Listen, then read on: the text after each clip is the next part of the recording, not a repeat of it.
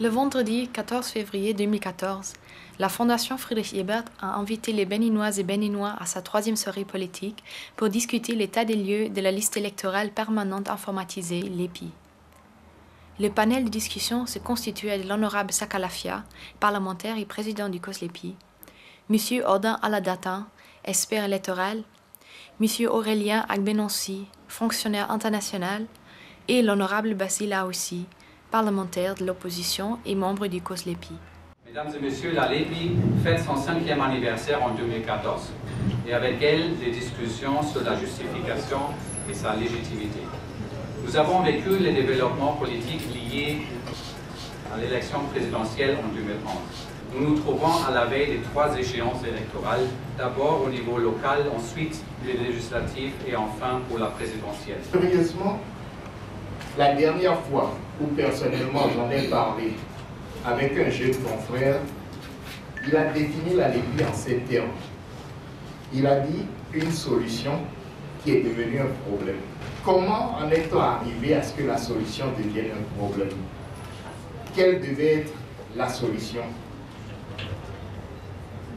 Comment l'a-t-on conduite? À quoi elle a abouti? Et où en sommes-nous aujourd'hui? Ce sont ces différentes questions que nous avons essayé de passer en revue avec les invités qui nous ont été présentés tout à l'heure. À chaque veille de scrutin, on devrait élaborer une liste électorale. Ça coûtait tellement cher et trop cher pour le contribuable béninois. Il fallait arrêter cette saignée-là. Et puis le système, il faut moderniser le système. Nous sommes quand même à l'heure de la modernité. Et puis une liste électorale informatisée, consensuelle, c'est une liste qui va dans le sens de l'atténuation des conflits post-électoraux. La liste électorale est la clé d'un scrutin. C'est la clé. Et avec une élection majeure comme l'élection présidentielle, c'était normal que polémique qu'il y a eu autour qu'elle puisse s'exprimer.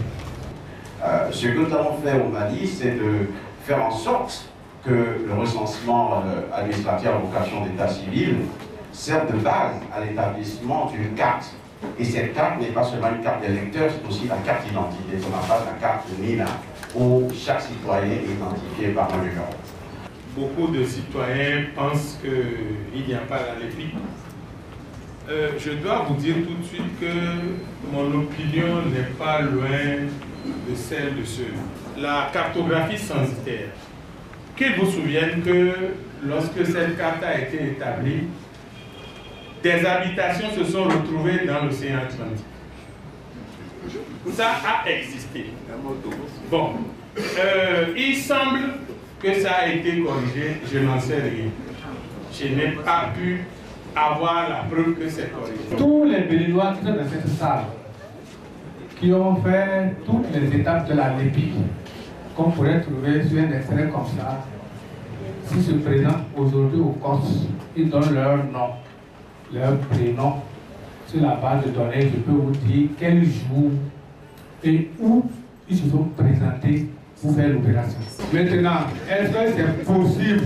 Je dis que la base de données actuelle permet toutes sortes d'opérations.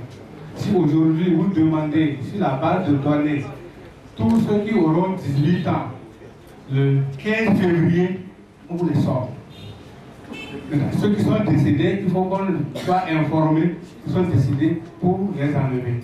Des opérations liées à l'établissement de listes électorales, si elles sont tributaires de l'agenda politique, la suspicion naît toujours.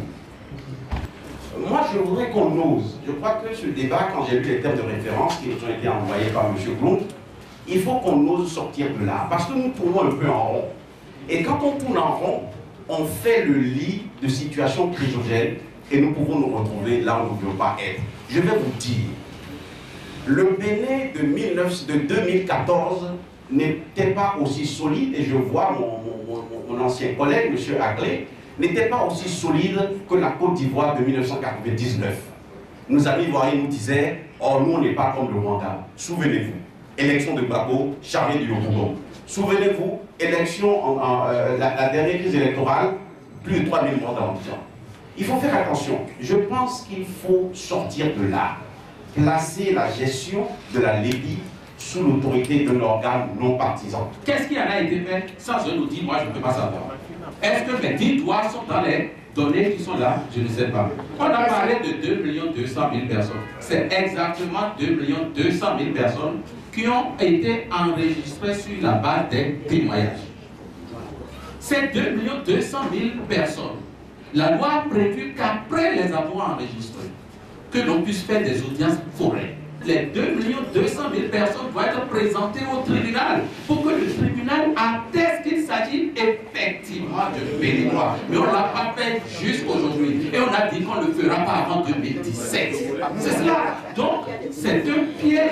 Nous sommes dans un piège. Et cette loi que je déplore dit que le témoignage est valable jusqu'en 2017. C'est l'article 51 de la loi.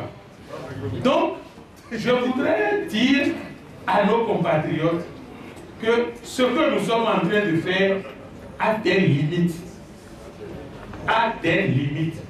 La loi nous interdit d'aller fouiller dans la poubelle des témoignages. Le débat entre les panélistes a été suivi par plus de 300 personnes, parmi eux des personnalités politiques, des représentants de la société civile, des journalistes, des membres du corps diplomatique et de nombreux citoyens béninois intéressés. Vers la fin de la soirée, la parole a été donnée au public. C'est vrai, nous avons voulu cette Libye, et particulièrement moi je l'ai voulu. J'étais au Parlement, je sais le rôle que j'ai joué pour qu'on ait la Libye. Et je sais que d'autres aussi ont joué des rôles importants pour que nous ayons la Libye. Mais ce qu'on est en train de faire de notre Libye aujourd'hui ne peut pas nous conduire à ce que nous sommes en train d'espérer.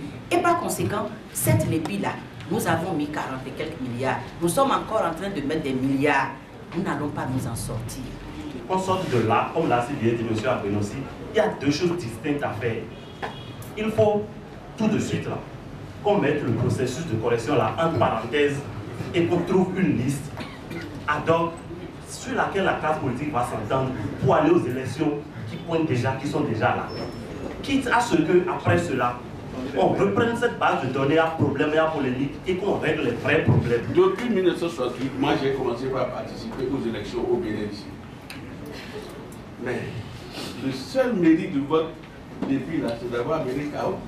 À part ça, qu'est-ce que ça donne? Une correction qui ne va pas permettre à ce qu'on puisse faire les dédoublements pour savoir qui sont ceux qui ont fait inscription multiple, pour savoir qui sont les citoyens non béninois qui se retrouvent sur la liste. Je crois que fondamentalement, c'est gaspiller les ressources. Moi, je voudrais savoir, vous parlez de quelle Libye? La Libye avec laquelle on a élu le président Yahi Boni ou bien autre chose?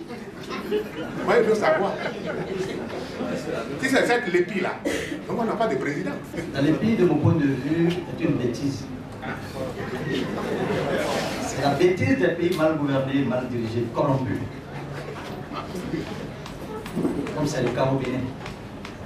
C'est la bêtise des pays qui n'ont pas mis au point leur fichier d'état civil. Il faudrait qu'on fixe donc dans les brefs délais, et c'est le Parlement qui doit le faire, une date enfin pour savoir quand est-ce qu'on ira au contrat. Et on doit pouvoir fixer un deadline, un délai pour dire que si à cette date nous n'avons pas la Libye, il faudrait qu'on fasse une liste ad hoc pour aller aux élections. Parce qu'on ne peut pas, dans une démocratie, reporter les élections ad vieternam. Ce n'est pas concevable et ça risque d'être une source de conflit dans le pays. Tout le monde crie que le COS Libye ne fait rien. On a décidé de démarrer, comme on dit dans le jargon, nous allons nous jeter à l'eau. Mais si le gouvernement n'envoie pas les moyens, ça va s'arrêter et ça va être catastrophique. Il serait intéressant que les amis du Bénin encouragent les hommes politiques du Bénin, encouragent le gouvernement du Bénin à aller dans une direction qui crée l'apaisement. Donc l'action première, c'est l'action des Béninois eux-mêmes. Maintenant, il est temps de réveiller la population, de porter à leur connaissance le travail à faire sur le terrain pour les mobiliser à l'avance. Dès qu'une fois qu'on sera sur le terrain, qu'elles soient disponibles pour répondre à notre appel.